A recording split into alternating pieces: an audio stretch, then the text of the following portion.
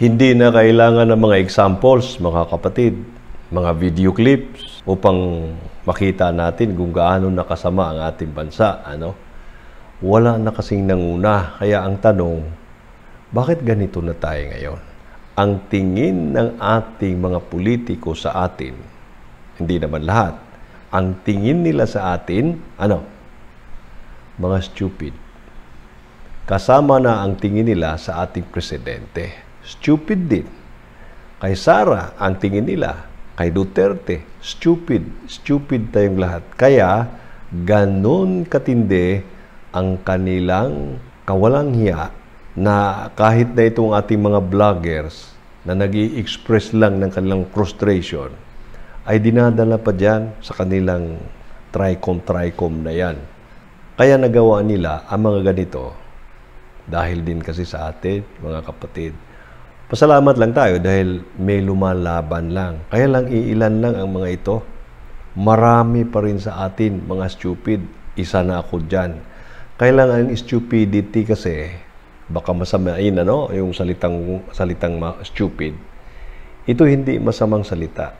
Ang stupid ay ito yung mga tao na gumagawa ng mga bagay na walang pakinabang sa karamihan, pati na sa kanya kung meron man kukunti lang. Kaya gawa ng gawa ang taong ito ng ganito, pero wala talagang nangyayari sa kabuuhan. Iba rin yung mga walang muwang, yung walang kalaban-laban. Ito yung mga taong gawa lang ng gawa, wala silang pakinabang, pero at least nakikinabang yung iba. Itong stupid ay marami pa naman. Kasi base sa mga pag-aaral, walang sinasanto ang stupidity. Stupidity is all over us. Edukado ka, mayaman ka, pare ka, pastor ka, lahat ng yan, sa lahat ng antas ng lipunan, nandiyan. Kaya hindi nakapagtataka, lalo na sa ating mga kapatid, na nasa mababang antas ng lipunan, ang mas marami nito. Halo, Ito yung stupid at saka yung mga helpless. Helpless, yung sinabi ko kanina, yung mga walang muwang at walang kalaban-laban. So, anong mangyari? Sa survey pa naman, 50 to 60% ang karamihan sa atin ay nasa mababang antas ng lipunan. Sabihin na natin, masamang word man, mahihirap. Ito ang pinakamaraming stupid at helpless. Ang sunod na antas ay ang middle class, na kagaya sa atin na may mga hanap buhay. Ito naman ay nasa mga about 35%. So itong dalawang antas na ito, kung itotal mo, yung katalagang mahirap na mahirap at tayo nasa 95%. So iilan yung mga mayayaman? 5% lamang. Sabi nga nila, 1% lang, pero pagpalagay natin, 5%. Ngayon, kung tingnan natin, saan ba nabilong itong ating mga politiko? Nandito sa middle class at nandito rin sa upper class, yung mga mayayaman.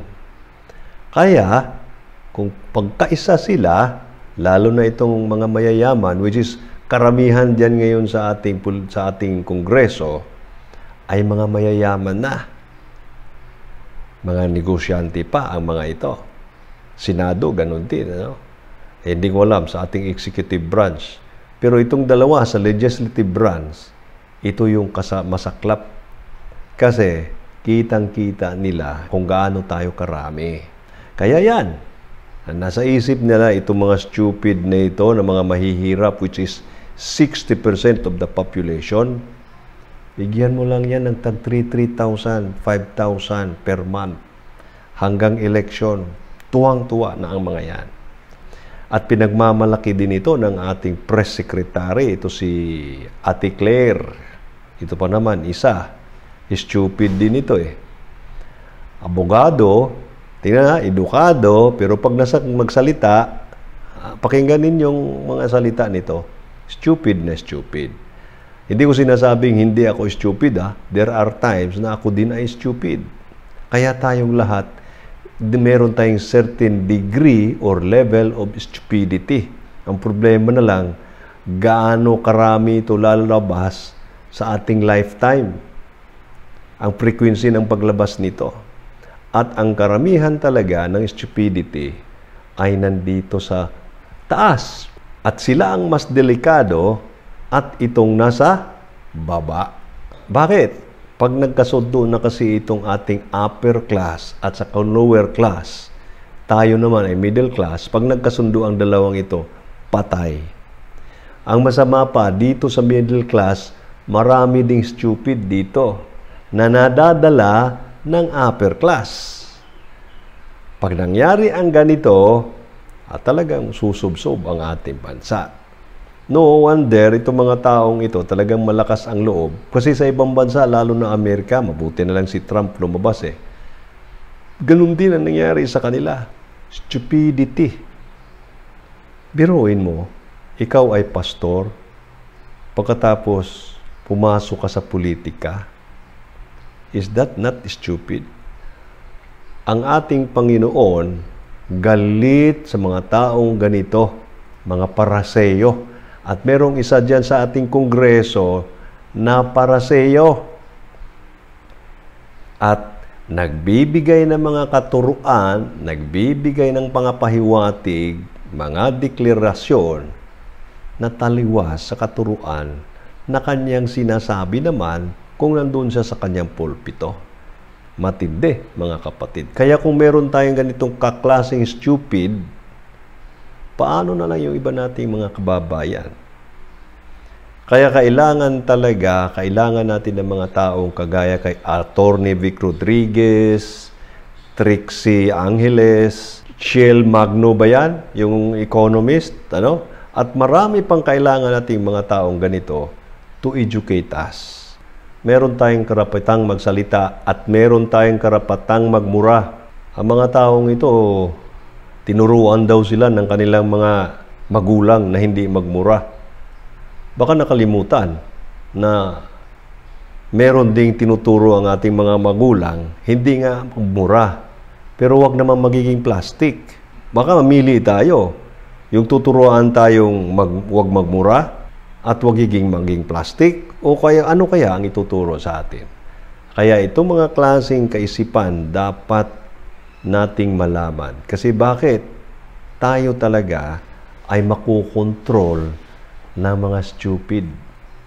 Kasi ang stupid, hindi nila alam, no, na kayang ginagawa ay masama na pala sa mga taong nasa baba nila, masama pa sa kanila. Wala silang pakinabang makuha pagdating ng araw. O kung meron man, konti lang. Ang kawawa, tayong middle class. Kasi tayo ang pumupuno sa kaba ng bayan, pagkatapos nanakawin lang. At ipapanakaw lang din itong mga taong nasa mababang antas ng ating lipunan. At mismo sila, sa mamamagitan ng mga taong nasa mataas na antas ng lipunan, upper class, gagamitin din nila ito upang sila mismo ay makapagnakaw sa kaban ng bayan. Diba, Linay? Dahil sa kahirapan siguro. At tanggapin ko na lang itong 3,000. Akap naman ito eh. Pero hindi nyo alam, mga kapatid, kayo ay nagiging isang magnanakaw na rin, no? Dahil yung bigay na pera sa inyo, galing yan sa mga magnanakaw din. Sabihin na naman, anong proof mo? Wala akong proof. Pero kita naman. Kaya kahit ikulong ninyo ito mga vloggers, hindi hihinto ang mga ito. Ako isa na dyan.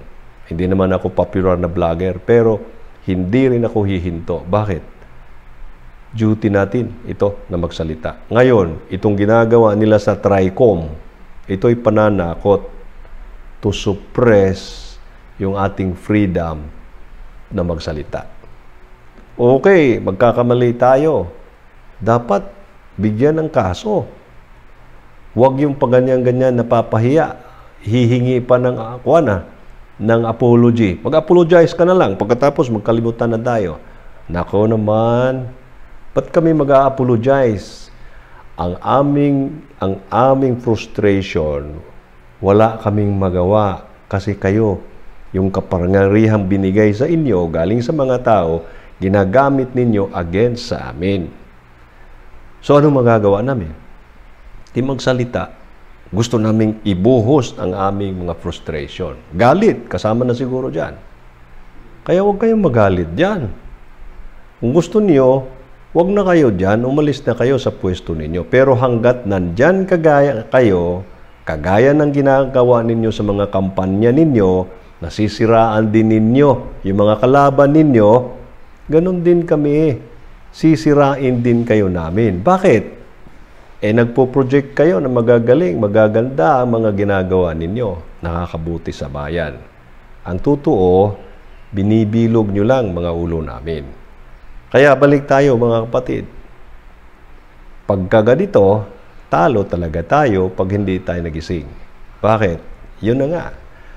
Ang stupid Filipinos is about 99%. 1% lang yung hindi stupid. Sa mga stupid niyan, kasama na ako dyan. Hindi ako exempted.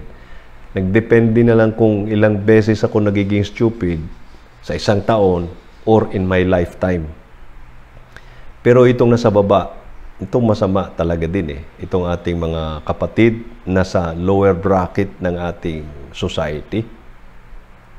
Yung kanilang helplessness, walang kamuang-muang, at ang kanilang pagkawalang laban.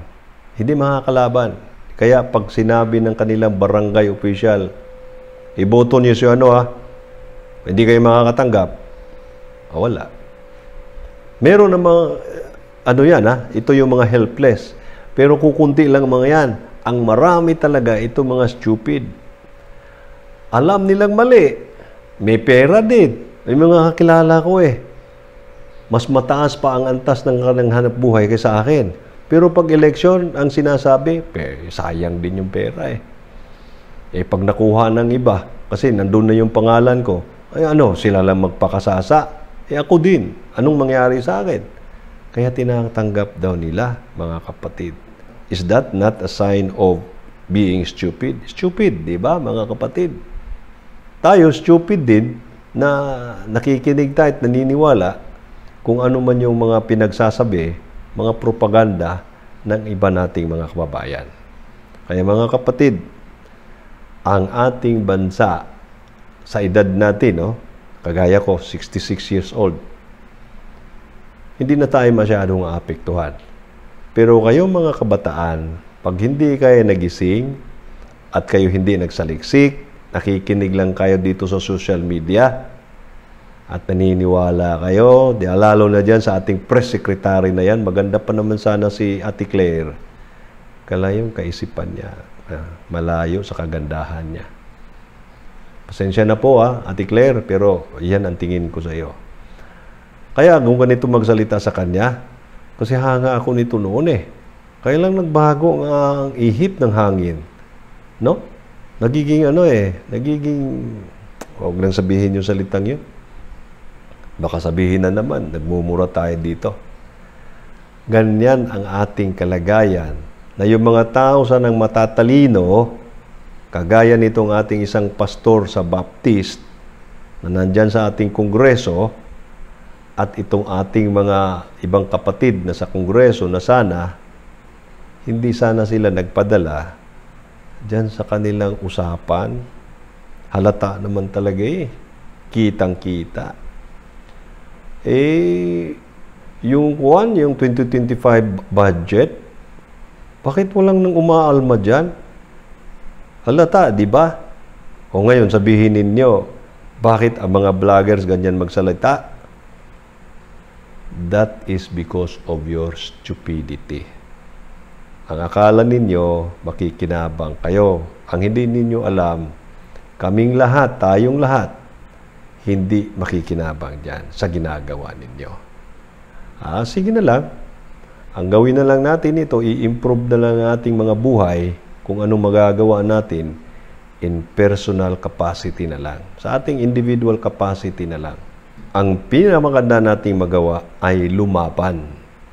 Lumaban hindi sa para sirain natin ang ating bansa, no? Na tayo gagawa ng marahas na mga aksyon. Hindi yon. Lumaban tayo sa pamamagitan ng logic, ng kaisipan, at ang ating pag-analyze ating mga sarili. Di kaya tayo isa sa mga stupid na nagiging ganito ang ating bansa ngayon. Mapagpalang araw po sa ating lahat.